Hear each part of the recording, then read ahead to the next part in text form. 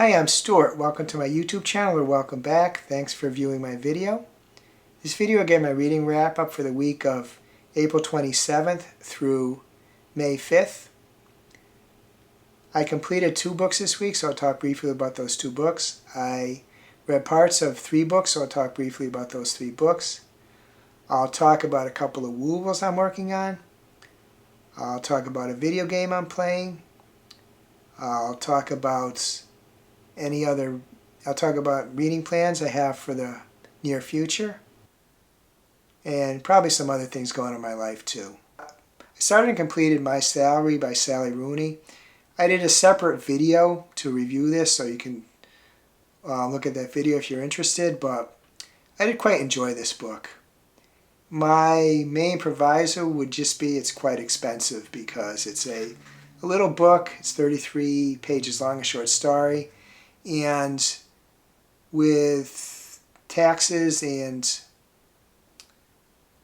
with the price and taxes, it was over $10 on Amazon. It has the $4.99 pound on the back, so I guess it was just published in England and maybe they had to import it. But good story, but it'd be nice if there was a cheaper way to get it. Maybe there is, and I didn't know it. Oh, I should say too,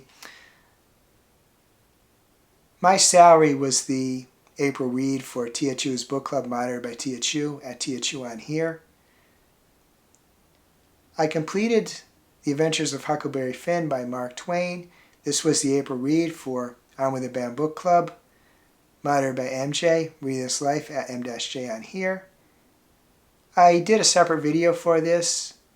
Basically, I like the book a lot. It does have some content warnings. It's set in pre-Civil War South, so that may be an issue for people, but I quite enjoyed it. And as I said in the video where I reviewed it, I do now plan to read James by Percival Everett, I believe is the author. Quite lauded book, won awards. Booktubers I have a lot of respect for have praised it highly. I continue to read How to Break Up With Your Phone by Catherine Price. I'm going through the 30-day plan to break up with your phone. I recently did the day 20 or 21, you have your choice, 24-hour period without using my phone. I also try not to use other technology that much. I did watch a few YouTube videos, but not what I normally watch. I printed out directions to do a Wooble so that I wouldn't have to look at my computer to do them. And I noticed something interesting. I've often felt recently that my head feels kind of stuffed with so many ideas. It's kind of akin to if you eat too many big meals for too long, you get a stuffed feeling and you're just kind of, I don't know, you realize you kind of maybe gotta back off on that. I was thinking that as far as ideas on my head. There's just so many ideas in there, and even after just 24 hours of doing it, there was less of that. I wasn't really noticing that. And I think I want to do the 24-hour period with some regularity, maybe not weekly, but possibly monthly or every couple of weeks. I also established from 8 p.m. to 8 a.m., putting my phone totally aside. There's a few other tips they have too, but those are a couple of the big things I did in this period. I'm still not there yet, but this book has definitely showed me kind of what I should be doing better. As part of the 24-hour period where I wanted to avoid going on my electronics, I didn't go on my e-readers, so I started to read a couple physical books. The books are The Pairing by Casey McQuiston. This is my second Casey McQuiston book. Her I Kiss Shara Wheeler was a real favorite of mine. That was a YA novel. Her other novels are adult novels. So this is my first adult novel I'm reading for her. I am liking it, but the 2 main characters in this book, they're really foodies and they're really knowledgeable about wine. So there's a lot of talk about various types of food, and I have rather pedestrian taste in food. So those parts of it, I won't say they're they're not tedious exactly, but as a person who's not a foodie, it's I can't really appreciate it like a person who was a foodie would appreciate it, but I am enjoying the book. Second book I started is The Best American Science Fiction and Fantasy 2023, edited by R.F. Kuang. I had been looking at for possibly older sci-fi novels and happened to see this, and admittedly the pull was that R.F. Kuang was the editor. So I have read the first 4 stories. The first 3 are good, but I didn't totally understand them. The 4th was a dystopian story, which I really liked because I like dystopian stories. So it is interesting to get little modern sci-fi. This is just another example of, I see booktubers that they like sci-fi and it gets me interested in sci-fi. So now I'm just going to say some books I'll start soon, which are 3 of them are also books I said are going to start soon last week, but I am really going to start them soon, and there's a 4th. The first book is My Life as a White Trash Zombie by Rowland. This is the March read for Fright Club, moderate by Cliff at Cliff Stark Gems and Crits at Crits_reads. Just by the title, I can tell it will likely be a fun read. I'm expecting it to be gory, but probably a fun read. And I'm not sure, surprisingly, besides reading some of a graphic novel about The Walking Dead, I can't recall when I read a book about zombies, which is kind of a hole in my horror reading plan, my horror reading books that I read.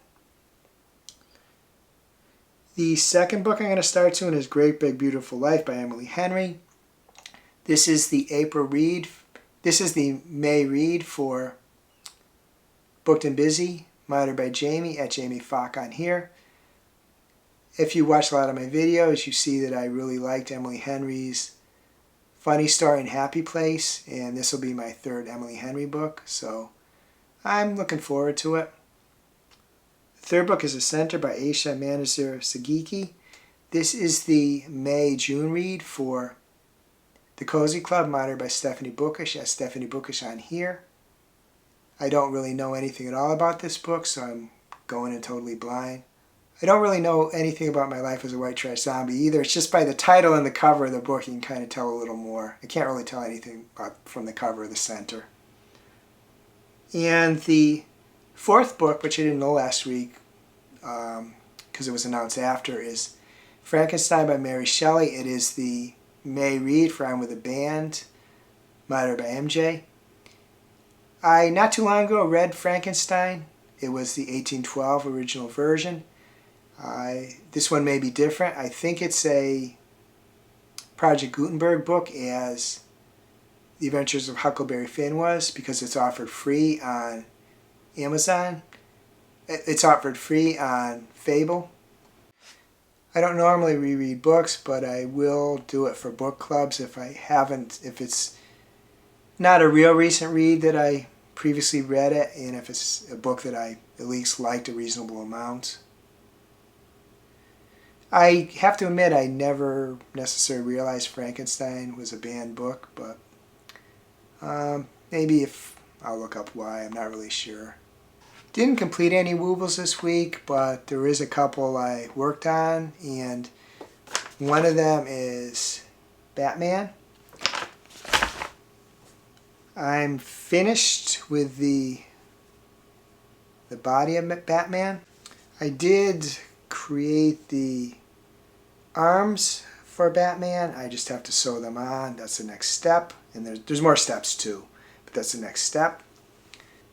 I think I said a little earlier that so as not to have to go on my computer to look at Wooble's videos, I printed out the directions for Cinnamoroll, and so I started Cinnamoroll. I have the body done and the arms and them attached, and I have one of the ears. I have to create the other ear and attach this ear. Other than that, I've been playing Civilization 7 a lot. Something's occurring that I didn't think it would ever occur again, but it seems to be occurring with this game. I'm getting really addicted to it.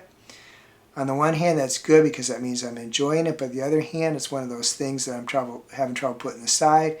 So at the same time, I'm trying to break up with my phone. I'm playing a video game more. Be okay, I just have to put some limits on how much I play. It's better to, I guess, want to keep doing something than kind of having to force yourself to do it. But I'm going through it the third time, and I haven't completed it yet, but I'm getting more and more knowledgeable about it. It's an interesting game because on the one hand, it's big learning curve, complex, but on the other hand, it's very forgiving to newbies, especially on the easy setting, which they call the scribe setting. It's a game where you can kind of bumble your way along and you make progress while you're learning, so it's kind of a really good game in that respect. You can have fun while you're learning, so it doesn't make it as onerous, the fact that it's a very complex game.